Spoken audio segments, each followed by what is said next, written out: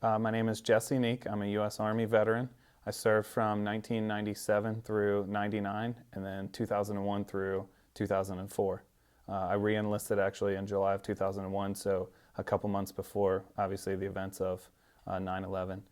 I deployed to Iraq in 2003 and was injured there, and subsequently got out of the Army in 2004 and came back home to Northern Kentucky, where I'm from, and went to Northern Kentucky University in 2005 and graduated from there in 2011. Yes, my father is a Vietnam veteran. He has a brother who is a Korean veteran, and his father is a World War II veteran. So I'm from a strong military family, but it's not a military family where military service is expected as you grow up. So growing up, I knew that my father was a Vietnam veteran, but that's really all that I knew about him. It wasn't until I actually served that he started to open up to me about his military service.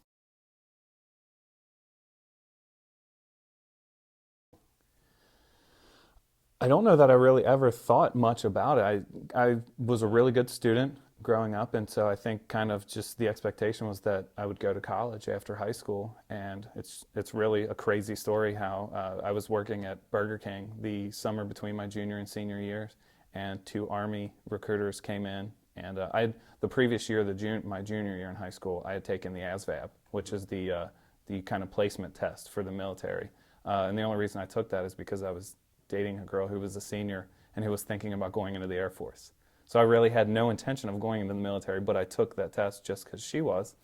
And I aced it. I got a 99, which is the highest score on it. And like I said, I was in that summer between my junior and senior year, I was working at Burger King, and here came in two recruiters in uniform and asked if they could speak to me.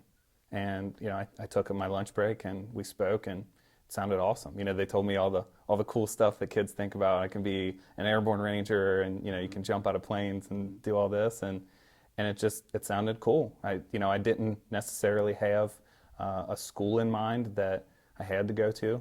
I grew up a University of Kentucky basketball fan, so that was always a possibility, obviously. But it just and obviously I had the connection to the military through my father and his family, and so it kind of something just clicked there, and I felt like it was something I wanted to do. I got home that day from work, and my dad was obviously the first one I went to, and I talked to him, and I said, hey, I talked to some recruiters today at lunch, and I really think I want to join the Army. And he was all for it. He thought it was great. His perspective was that he was okay with me joining the military. He just didn't necessarily want me to join the Marines, because he had been in the Marine Corps in Vietnam in the 70s, and he knew that it was a rougher atmosphere, and he didn't necessarily want me to go through that. He thought the Army was a great choice. And then my mom got home from work, and it was a totally different story, because I was 17 at the time, so my parents, in order for me to enlist, they had to sign. And mom was not about it. She shed a lot of tears. But in the end, she said, if it's really what you want to do, she was supportive of it. And I think it was probably about 2 weeks later, the recruiters drove me to Columbus, Ohio, the MEPS Center, the kind of entrance processing center, and I signed my contract there to be an airborne infantryman. So what year is this? That would have been July of 1996. Yeah, it was scary as hell. Actually, the first time that I ever rode in an airplane was from Columbus, Ohio, to Cleveland, Ohio, and it was just in a tiny little, probably 10-seater. And then the next time was from Cleveland to Atlanta, Georgia, and I went to basic training in Fort Benning, Georgia. So it was then a bus ride from Atlanta to Fort Benning. But it was the first time I'd been away from home, and I knew it was something I wanted to do, but as prepared as I thought I wasn't prepared for it. It was just, and I think that's kind of what they want. They want you to be totally unprepared when you get there, so they can teach you tools to prepare, tools of preparation. And so, and it's I think an Army saying is they want to break you down and then build you back up and build you into a stronger you. There really isn't much of a transition. It's just kind of, okay, we're going from here to here, but you're doing the more advanced things. You're doing, whereas in basic training, maybe you would just do a 10-mile road march and then go back to your company area. Now you're doing a 10 to 12 mile road march, and at the end, you're doing a combat mission. So it's basically combining the smaller things that you learned in basic training into an actual combat mission. Graduation time comes, and I had some family and some friends come, and it was great. It was a good time to get to see them. I hadn't seen them in 14 weeks, and we had letters, but the letter you can only say so much, and like I said, being the first time away from home, I really missed everybody. It was, I was an 18-year-old kid, and I was scared, but it was awesome to see everybody. It was such a proud moment for me to have my family and friends there and see me walk by in formation with the rest of with the rest of my platoon and the companies, and see me in uniform and walking in step with everyone and just looking as good as we looked. And I had a little bit of time with them there, and then I had to report to airborne school a little bit later that day. What's airborne school? It was awesome. It's where they teach paratroopers. They turn an infantryman into a parachutist, and it's a 4-week long course. I think now it may even just be 3 weeks, but the first couple weeks they teach you just the basics of your equipment, your parachute. They have simulation devices to teach you how to land properly. So because the Army, most military equipment is made by the lowest bidder on a defense contract. So our parachutes aren't the square parachutes that you see maybe the 101st Golden Knights, parachuting into say Paul Brown Stadium and landing directly on an X. The Army parachutes are just round parachutes, and you have some control of it, but you're still hitting the ground at a pretty high rate of speed, 10 or 15 miles an hour. So you actually have to learn how to land and not knock yourself out or break an ankle or hurt yourself. So you go through all kind of simulations to learn how to actually exit an airplane correctly and then land without injuring yourself and be able to conduct a combat operation after that.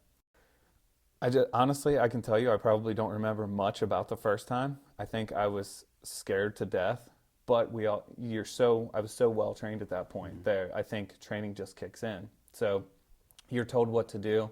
You stand up, you hook your line to the airplane, and when they tell you to go, you jump. And you try to remember all the things they told you to hold onto your reserve parachute, keep your head tucked.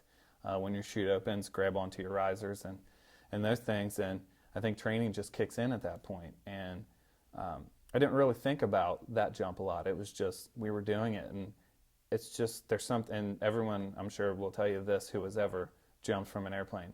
Once that parachute opens and everything's okay, it's one of the most peaceful moments you'll ever experience because you're just floating above the earth. You can look all around. It's so quiet, and that was amazing. So the first jump, not a lot to talk about, but my second jump, I was scared to death because I knew I'd done that first jump. I did everything right, and it went perfect.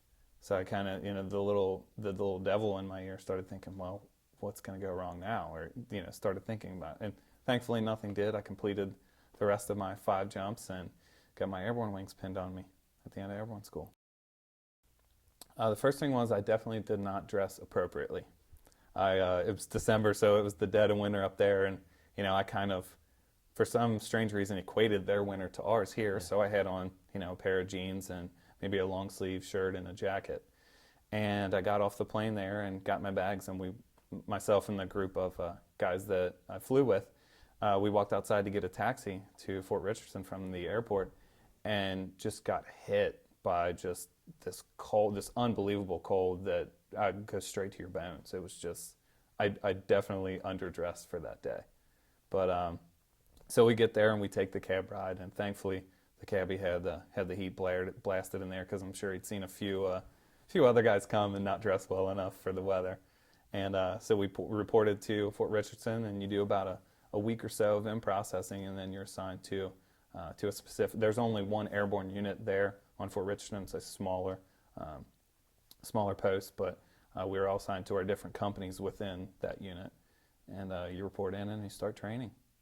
So what's day-to-day, with that training? You wake up 6 o'clock for PT, and and like I said, it was the day I reported there was December 16th of 1997. So you're you're really in the dead of winter at that point. And I believe at that time, the sun was rising about 10 a.m.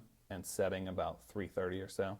So you got about 5.5 hours of daylight. So 6 a.m. you're reporting down for PT, and it's crazy the amount of clothing that you wear to do PT up there. Just because you had guys who you're allowed to have facial hair, but there are strict regulations. It's just a mustache, and any amount of facial hair that you have, you're out running or exercising for longer than about 5 or 10 minutes. As soon as you sweat, icicles form on any facial hair. So you would have guys come back from a 3 or 5 mile run, and they look like a snowman because they have a mustache and it has icicles on it, and so their eyebrows are too. And if you had to be sure to wipe your eyes because your eyes could have frozen shut just because of your eyelashes.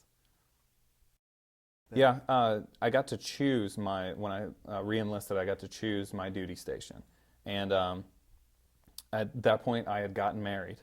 And so that kind of weighed into to where I had a choice of, I think, 3 duty stations. And the 2 that stand out were Hawaii, which I had missed out on my first time, and Fort Campbell, and I think Fort Hood in Texas might have been the other one. I ended up choosing Fort Campbell, Kentucky, because it was close to home for me and for my wife's family. So, and it was also an airborne unit, but not airborne in the sense that you're a paratrooper. They are actually, the 101st is air assault. So they do an air assault school where you're where you're riding in helicopters and then sliding, you're exiting the helicopter on a rope. And so I chose that because, like I said, it was an airborne unit, and it was close to home. And the 101st is the 101st. They've been everywhere in all the major engagements. So to wear the eagle patch on my left shoulder I thought would be awesome. That would be forever linked to that history of the 101st. It was a huge shock. We were actually my unit was scheduled to go to the Netherlands. September the 15th, we were supposed to leave to go do some joint training over there with them. And those of us who were airborne qualified were actually going to do a joint parachute jump with the Dutch Army and earn our Dutch jump links. And that for me was great because when I was in Alaska, we had done a joint operation with the Thai Rangers.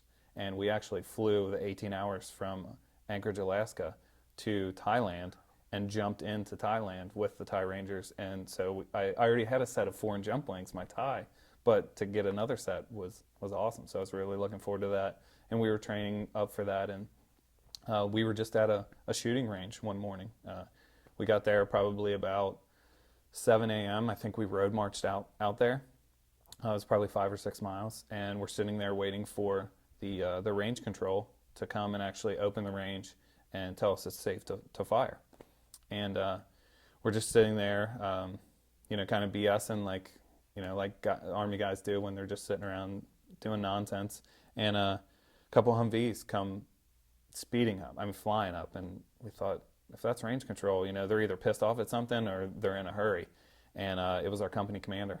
And he said they needed us back at our company area immediately. And we got back, and on the way back, they briefed the leaders and told us the current situation. And we got back, and they were still kind of developing an action plan. And meanwhile, we had been dismissed back to the barracks to kind of, prep things. And a couple guys had turned on the TVs, and we watched things unfold. We actually watched from our barracks, watched the second plane hit the tower. And shortly after that, we were kind of stationed out to the different places. We locked down Fort Campbell, and my company, we were sent out to one of the schools on post to guard that, because there was word that there was a possibility that some of the major army or military installations in the United States were going to be, there was a possible attack. So we locked down the school, and other units locked down. I think Fort Campbell has 8 gates to get in on post, and all those were locked down. And we were actually stationed there at the school for a week. The base was locked down for two whole days, and then after that, things kind of calmed down a little bit. But we still, for the next week, we were doing like 24 hours on, 24 hours off patrols and stationed at the different schools there on post. So at that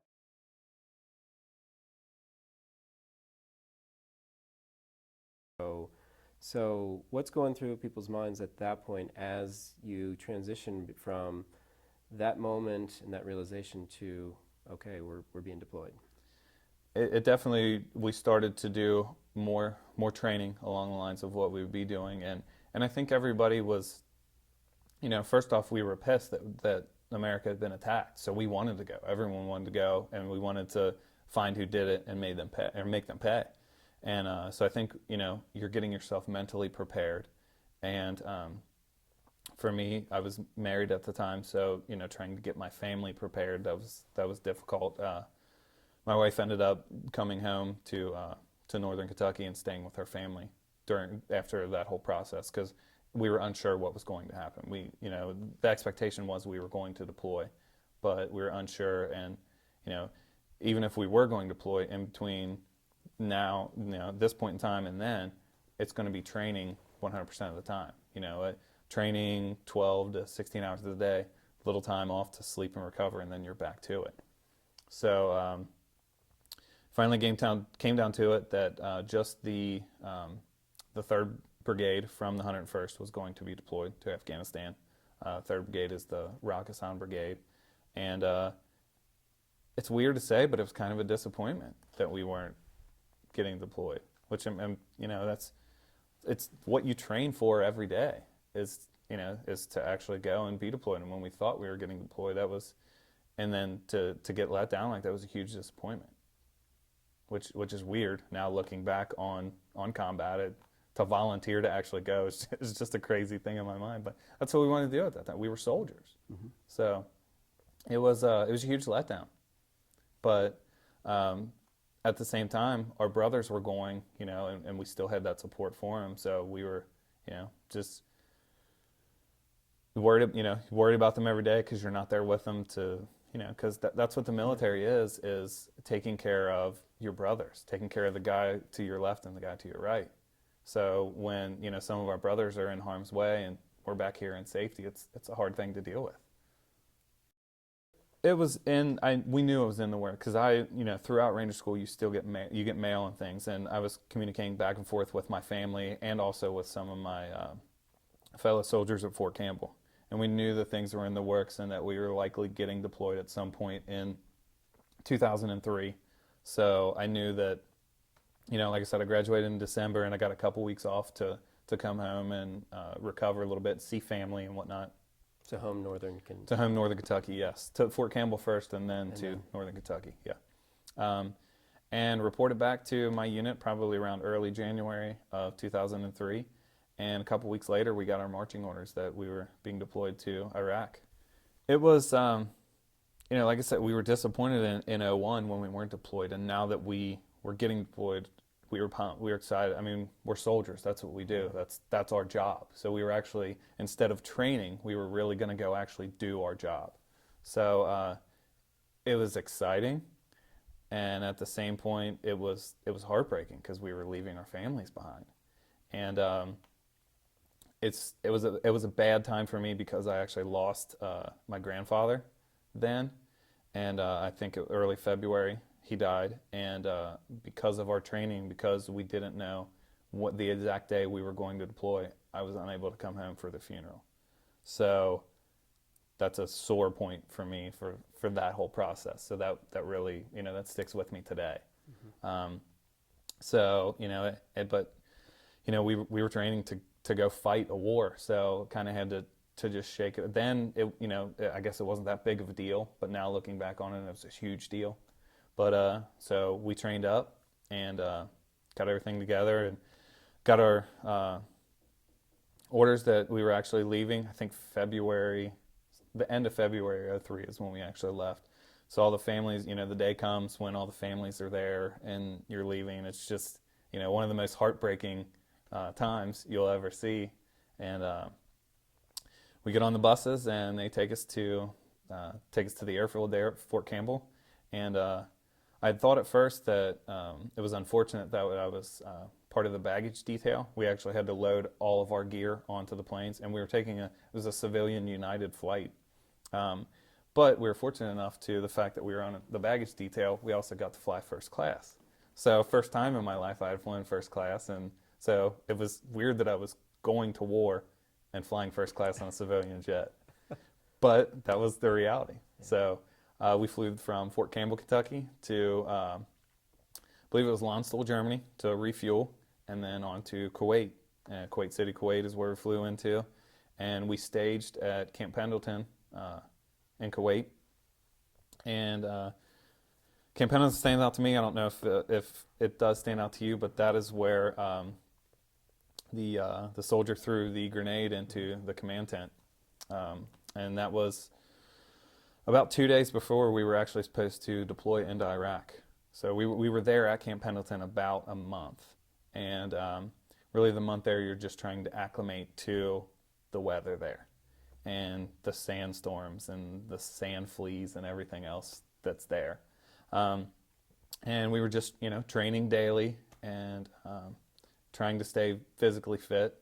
That was a tough transition, and it's amazing the amount of water that we had to drink in a day to stay hydrated, just because your body's just not used to that. And like I said, I felt like I was, pretty well acclimated to a lot of different temperature ranges and a lot of different atmosphere, but it was a totally different thing. Like you said, it's just the heat it weighs on you. Mm-hmm. So not only do you have your 50 to 100 pounds of equipment, you have this hundreds of pounds of just heat just bearing down on you. Mm. And I always wondered, I think as a kid growing up, why do soldiers wear long pants and long jackets? But I understand why now, because in the desert you would have fried. Mm-hmm. And so your long sleeves then are keeping that heat off of you and keeping your body cooled somewhat. But yeah, it's just we went through just gallons and gallons of water a day per man, just to stay hydrated, and just because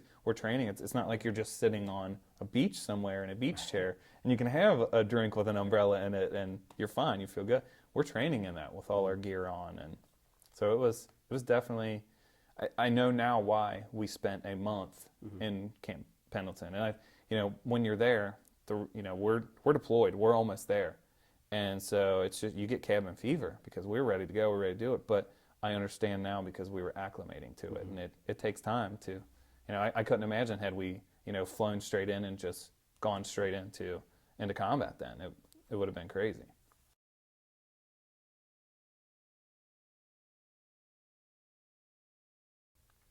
I think we probably started to get a little complacent just because we were there so long, and we had scud drills all the time because, that was the rumors that Saddam had chemical weapons and all this, and so the scud alarm would go off and we would have to throw our protective mask on and run to a bunker and wait till the alarms went off, and then we got the all clear sign, and then you could go back to whatever you're doing. And those didn't they didn't schedule them for maybe noon or noon and 5 each day. It was the middle of the night, or it was the time when you were in the porta potty with your pants down. It happened whenever. And I think we got a little complacent with those because it became a habit of, oh, it's the scud alarm, and instead of rushing to the bunker, you would you'd get up, you put your boots on, you tie them, then you put your mask on and go. And then what we thought was it was a terrorist attack, but we thought it was an outside terrorist attack happened when Muhammad threw the grenade into the command tent, and that really shocked us into the fact that, hey, guess what? You're here. This is real. And it's crazy because he was an engineer, and he taught. Well, my unit had gone to a class with the engineers. They had taught us a demolitions class a month or two before, a couple weeks actually before we deployed, and he taught the class. And earlier the day that the attack happened, I saw him in the motor pool. Like we were prepping our vehicles because, like I said, it was about 2 days before we were to convoy into Iraq. So we were prepping our vehicles. We had in '03 we didn't really have a lot of armored vehicles. So our armor for our vehicles was sandbags. We had an open back Humvee, which was basically looked like a pickup truck, and we were lining it with sandbags. That was our armor for the convoy in. and I'd seen he was working on his truck that day, and so looking back on it now, and he didn't seem to be acting weird or anything, but then the night comes and he throws the grenade and all hell breaks loose. And, we had perimeter within perimeter there at Camp Pendleton because we had no idea where the enemy was and who it was. And finally things calmed down and we were able to determine that it was him. And as soon as we thought it, things started to calm down. Then we see something get shot down out of the sky. Our objective, my unit, was to get to the city of An-Najef. It was, I think it's one of the holiest cities there, and they have a big grand mosque there in the city. But our intel said that there was a pretty good sized cell of insurgents there, and so our objective was to get there, get there, and it was a 5-day convoy from the time we left Camp Pendleton till we got to the outskirts of the city. And so once we got there, our command, called in air assets and our mortar teams and everything else, and we were hitting the various buildings that we were either getting shot at from or that it had been determined that there were insurgents in. And I think it was about a day and a half we hit those outlying areas hard with our air assets and everything else, and then that second day, there was one major highway in, and we just convoyed straight into the city. To me, it was the weirdest experience because I thought in war, because my father was a Vietnam veteran, and once this was my second tour in the military, I had really got into the history of Vietnam, and so I thought we were going to be fighting, house to house, tree to tree to get into our first city. And here we hit it with, the big guns and things for a couple of days, and then we just drive into the city. It was just the weirdest thing. And then we get there and we set up command posts and everything like that. And that's when we started sending out patrols into the city to find, because we were still getting pop shots at us and other things. So to find the other insurgents, if there still were any in the city, and push them out. It makes combat a lot harder because, like you said, we train to where our enemy is wearing red and we're wearing blue. That's it. It's black and white, and it changes the rules of engagement. And I refer back to Vietnam a little bit just because I have that connection with my father. But their rules of engagement were kind of messed up too because there were certain times when they weren't allowed to shoot at certain hours of the day. And it was weird to me that they were looking at the enemy, 50 meters, 100 meters away and couldn't shoot them. And so really we went from a proactive military to a reactive. So we were defensive. And that at that point you lose all of your momentum, and whether because the U.S. military, we've always been the bigger, more powerful force. Now we're just sitting back on our heels waiting to react to someone. So someone else is bringing the fight to us. So that really made it difficult. Urgency. Okay. I was in a scout sniper unit. So our main task was route reconnaissance for the larger force. So we would go out and we had 2 or 3 man teams. And sometimes we would take a couple of different sniper teams together, so maybe 6 at a time. And we would go, we would get information that this is kind of the general area that the commanders wanted to go. And we would essentially walk the same route that the larger force would be going and check to see if there was any enemy activity or any kind of obstacles that would affect, a larger force walking through there. Because at this point, we were days ahead of the major supply chain. We were just up there. We were infantry soldiers, so our vehicle is this right here, our feet. So to get from A to B, we were walking. So my unit, that was our major task, was the route reconnaissance for the larger force. I really when we arrived at An-Najef and we were first hitting it with all that firepower the first couple of days, up until then we'd been driving through the desert. We were, a bunch of guys on a vacation with guns. But then we got there, and we were firing back, and then was actually seeing the muzzle flash of weapons pointed in our direction. That's when it went from something else to this is a reality. Because in training, you never see muzzle flashes. Mm-hmm. It's just you're firing at a dummy target or something like that. So when there's a weapon pointed at you and the muzzle's flashing, which means a projectile is exiting the barrel, it gets pretty real then. And then once we got into Najaf and the pot shots came at us, and the guys who would stick their head around the corner and fire, that was a scary situation, because you could just be on a patrol and hit by a stray round, and you just have in that mindset the normal warfare that you think, where, like we were talking about before, where it's red versus blue, mm-hmm. and you're on that side of the line, the Civil War fighting, yeah. where you're on that side of the field and I'm on this side, and we're shooting at each other. So it's that made it an extra level of difficulty. One of the most memorable ones didn't even involve an enemy force, and it's just scary as hell, and I'm thankful everyone is still okay. We once we left on Najaf, our next city we moved on to was Al Halal, and we pushed through there, and we ended up on the outskirts of the city, and there was an abandoned kind of military installation, just a small little group of maybe 5 or 10 buildings in a fenced-in area and a motor pool and things like that. We took that over to kind of wait further orders from higher, and a new private was cleaning his SAW, the squad automatic weapon, and had forgotten to clear the weapon first. And he was inside a room with the rest of his squad, and the weapon went off and fired probably 10 or 15 bullets inside just a big concrete room. And a couple guys were, I think 4 guys total were hit by rounds. A lieutenant, I think, took a round like up through his heel, and it traveled up and stopped like in the back of his knee.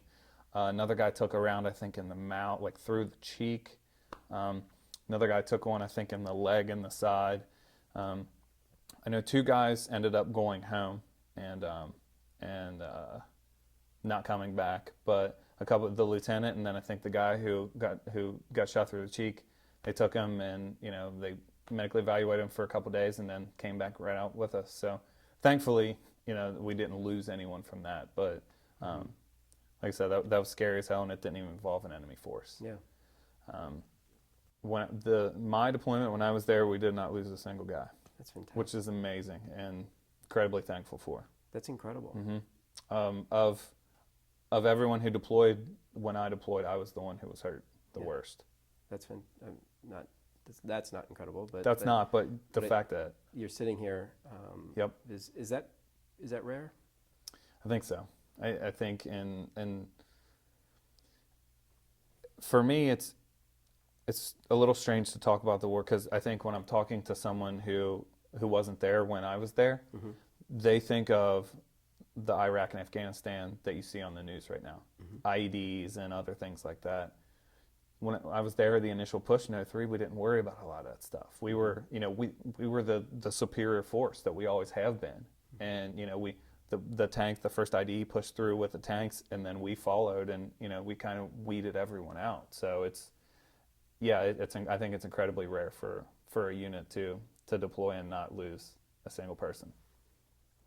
On June the 2nd, 2003, we got what I thought was to be our probably best mission so far of the war. We had information that there was a set of caves north of Mosul, and there were meetings going on in those caves, and our mission was to go there and stop those meetings, and do what we had to do. You either capture or kill any of the insurgents. And that night, I was the lead man in the patrol. I was the land navigation guy.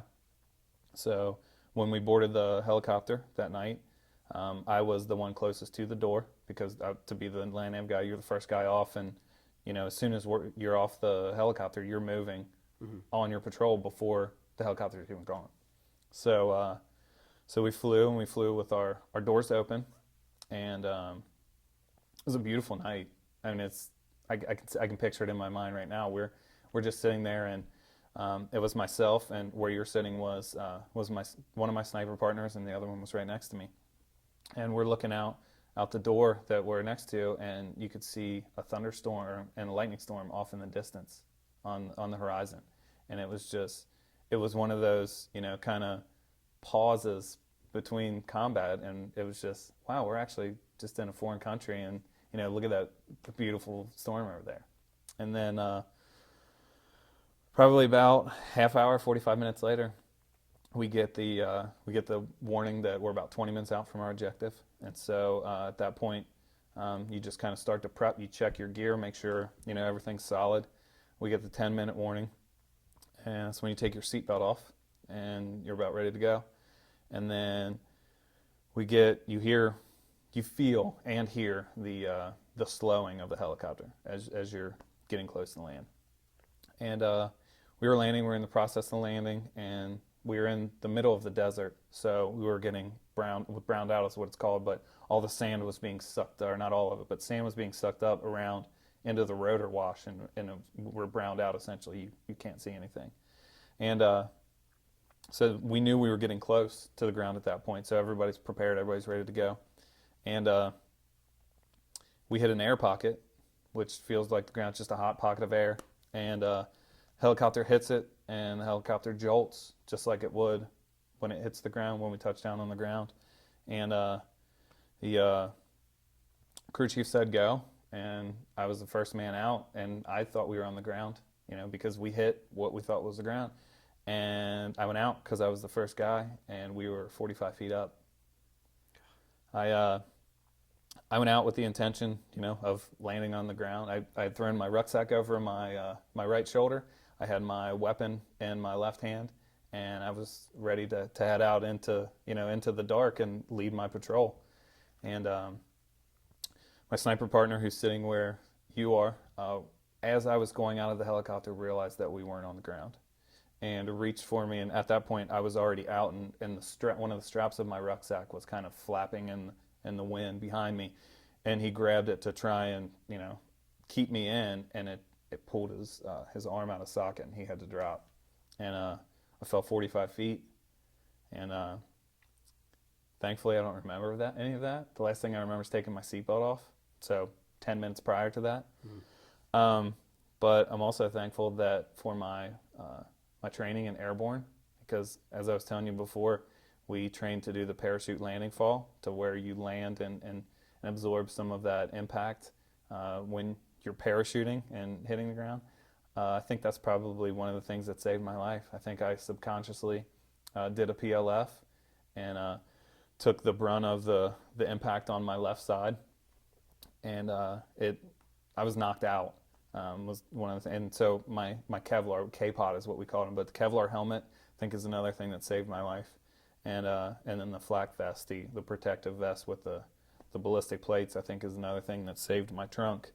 But so I did the PLF on my left side, fractured my pelvis, and ruptured my bladder and tore my urethra, and I think I was unconscious for about 8 hours, but they when they realized, the crew and everyone else, and thankfully I was the only one who went out of either helicopter. We had 2 helicopters that night, and the lead man in the second helicopter, he was getting ready to throw his rucksack out when we hit the air pocket, and he realized it wasn't the ground, and he kept it in, so he didn't go out.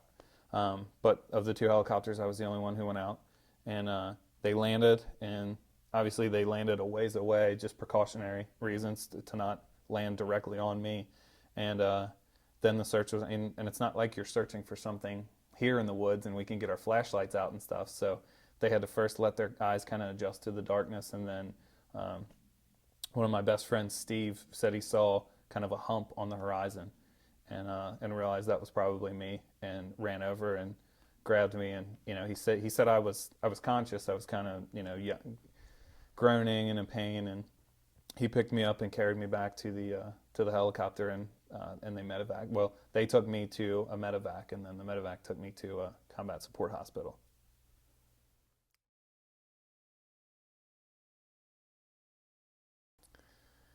I had no clue. I knew I had 2 months to, and I was still a young kid at that point. I think I was 20, 24, and I just wanted to party and have fun and hang out with my friends that I hadn't seen for the last 5 years or so. And so the next 2 months, I didn't do a lot beneficial to Hmm. society or to myself aside from drinking a lot of beer and I think hanging out with people. But July the 14th of 2004 was when my last paycheck was coming, and I think about the end of June I realized, wow, I have to get a job and be a meaningful part of society. And I just picked up a newspaper and was just flipping through the. That was back when people, I think, read newspapers, and was flipping through the ads and just saw one for open interviews at Western Southern Life Insurance Company in downtown Cincinnati. And I knew the name. I knew it was a good company, and I thought, well, hell, I can get my foot in the door. And then I knew I wanted to go to college at some point, and I knew I had the resources to go through the VA. And so I started at Western Southern, and I kind of just worked my way up there. And they were really great. They worked with me as I was going through school. They worked with my schedule around school and everything. And I stayed there until I started school in May of 2005. Hmm. So about a year after I got out, and went to school and worked full time at Western Southern the whole time. And did the 6 year bachelor program, but when you're working and going to school, I don't think that's too bad. That's really I good. finished it, so but then graduated there in May of 2011, and started looking elsewhere for different jobs. And I left Western Southern and went to found a job as an accounts receivable manager at a small like little 3PL transportation company, and it was great. It was good exposure to the transportation industry for me, and it was some real world accounting, and it kind of got me the job the experience that I got there kind of helped me get the job that I have now. I work for Gap Inc. Oh. Um, as a financial analyst, and my little bit of 9 or 10 months of transportation knowledge that I got while working for Integrity, the 3PL company, kind of won me, at least got me the interview, and I interviewed for my current role, and was offered the job in January of this year, January 2012. Yeah, that was a difficult transition. I think one of the things that for me sticks out is that I would sit in class, and for me anywhere I go now I like to have my back to kind of to the wall, and I like to be able to see my surroundings and see what's around me. And so I normally sat in the back of class, and I would hear my 18-year-old classmates talking about how difficult their life was and how hard things were because her boyfriend didn't text her back or this and that. And I thought, year and a half ago, I was in combat with 18-year-olds, and they weren't complaining in there. So it was difficult for me to transition out of the mindset of in being in the military and back to civilian life because most of my adult life I was in the military Hmm. up to that point. And so that was difficult. And then the veterans services part, kind of, because I was a non-traditional student. I wasn't coming directly out of high school. I didn't have a guidance counselor who could walk me through things. And thankfully at NKU we had Maria Reverman who was able to help me with a lot of things. But she was just one person, and so there were a lot of things that she was unsure of and couldn't assist with. And so thankfully about a year into my schooling, I met up with some other veterans, and we decided to start a student veterans organization at NKU Vets, and we've since grown the organization, and it's I think a really good resource for incoming veterans because we have a mentoring program now where if we if a soldier is getting off active duty or coming off of an enlistment and knows that he's getting out and wants to come to NKU, we start working with them before they've even gotten out. Mm. We get their name, we kind of a mentor will be assigned to them, and they talk to them, and we'll talk them through things. And once they get to campus, then we can show them around campus and take them to the different departments where they need to take care of things. I'm number one proud of my service and proud of every person that I've ever served with, and the guys and girls that are still serving today. I'm so thankful that we have a generation after me, because I think I'm an old man now, so we've got a generation of growing up and still volunteering to go. I think it's a great thing. But I also think it's a great thing that that everything's coming to an end over there, because it just, to me, the loss of life, there's been too much loss of life, and it's just incredibly unfortunate, and it's just, that's just a region of the world that I don't know if, there's so many different things going on over there. And so for me, I don't know if it's a closure thing. I think I've probably had my closure with my deployment and everything like that. The closure for me will be when all of the guys who I served with stop getting deployed, and I don't have to think about them daily over there and in harm's way, and hoping that I see a post on Facebook tonight when I go home, saying just mission was good and all, anything like that. So, but I miss it. I I think I'll always be a soldier inside. And when I graduated last year, I seriously considered trying to go back as maybe a warrant officer or as an officer. And I think I kind of wrapped my mind around, I'm not an infantryman anymore. I could maybe handle, a desk jockey role. But I think family and just friends have kept me. I think and as I said, my involvement with NKU Vets, and you had said it before, I think we're doing great things with that organization, and I think we can really grow it and do some other great things. We do work in the community with the Cincinnati VA Medical Center and visiting veterans over there. So I think I'm in a good spot in my life, and I'm thankful that I made it home. And it's crazy to say this, and I'll tell everybody this when I tell them my story, is that I'm thankful I got hurt. Mm-hmm. And that's a crazy, crazy thing to say, but I got hurt. The reason I am here today is because I got hurt in Iraq on June 3rd, 2003. I'm sitting here because of that. I could have gone on that mission that night, and who knows what happened. Mm-hmm. So I'm thankful I got hurt. It's so weird to say, but I'm also thankful for all those guys and girls out there every day. It's awesome that we're a tremendous country, and we have a tremendous fighting force. And you got a new mission now. Yep. So, it's true. Exactly. Yeah. Well, good luck with that. I appreciate. I am thankful for your service to the country. I really am thankful for your participation in this oral history interview, and appreciate your time. Thanks. Thanks for your support, and thanks for having me.